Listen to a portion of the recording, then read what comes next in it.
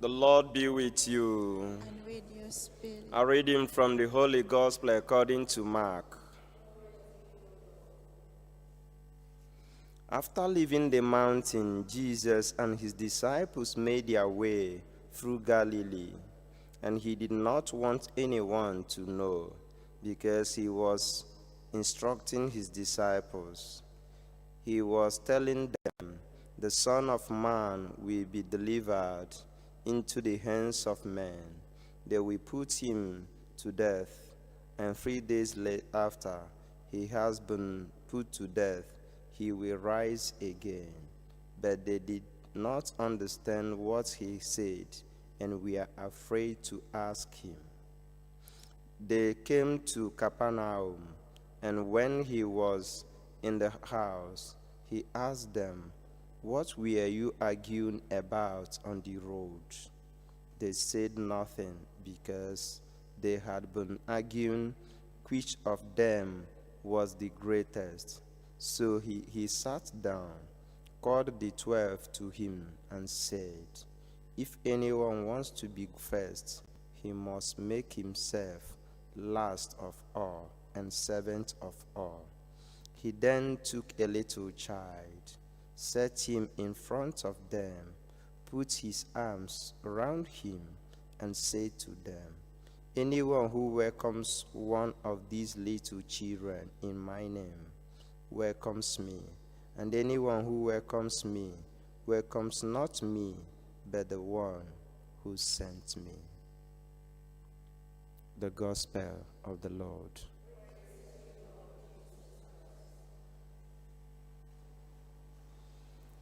Ambitiousness is a drive that is in every human being.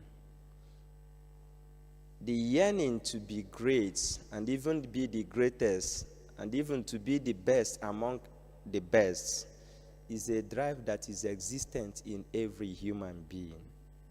The first reading talked about different group of people, which he called the godless people. People who don't have the mindset of Christ say to themselves in their gathering, "Let us kill the innocent person." They are talking to themselves.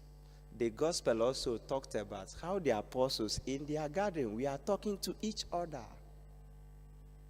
Then the second reading from the book of James sums it all.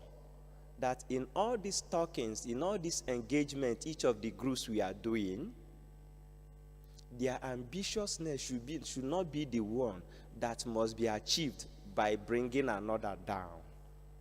We pray for something, we did not get it, and we quarrel, we bicker, we do all sorts of things just to get at our end. Jesus is instructing us today that if we must be the greatest, if we wish to be the greatest, we must not bring another down in order to be the greatest. That's the summary of today's message. A little flashback. We know that last Sunday, Christ asked his apostle, "Who do people say I am?" And they told him, they say, "Is John the Baptist, Elijah, or one of the apostles?" And he asked them, "Whom do you say I am?" And Peter told them, "You are the Messiah." Remember, the concept of Christ, the concept of Messiah Jesus had was not the same concept of Messiah Peter had when he answered, "You are the Messiah." And that was why he was telling them that he's the kind of Messiah that is going to suffer and die, and after 3 days he will rise again.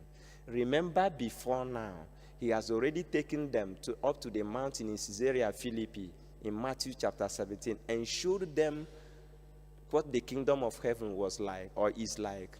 And Peter shouted, "Lord, it's good we are here. Let us build 3 tents, one for you, Moses, and the rest." So they have seen that this man is rich in himself. He's fully blessed in everything. So it was not out of place when they were convinced that this man was going to die, when he told them he was going to die, for them to begin to scout for who is going to be the ownership of all his property, all his belongings, all this richness he has showed them, is not out of place. And that was what they were arguing. If I am the greatest, I am the Peter, I am the greatest, then all these things will belong to me, and I will be giving you people order on what to take and what not to take. And it was a problem among them. You see this in very many cases in our lives.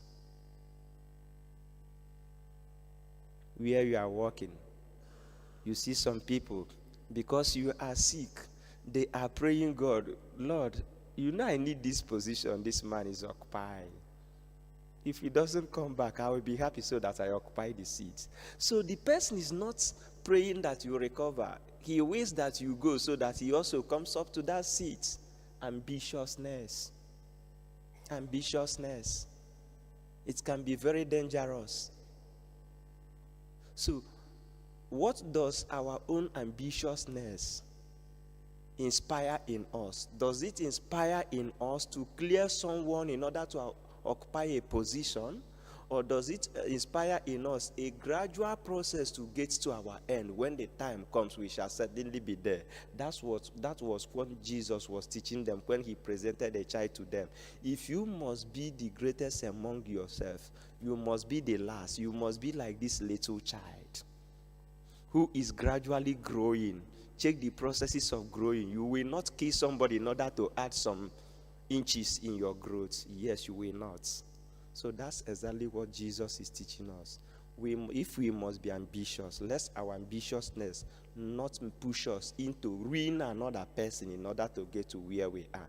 And every ambitiousness ends, the end of every ambitiousness, the terminus ad quem of every ambitiousness is to make heaven.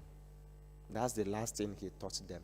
If you are the greatest and you could not make heaven, you are no longer the greatest.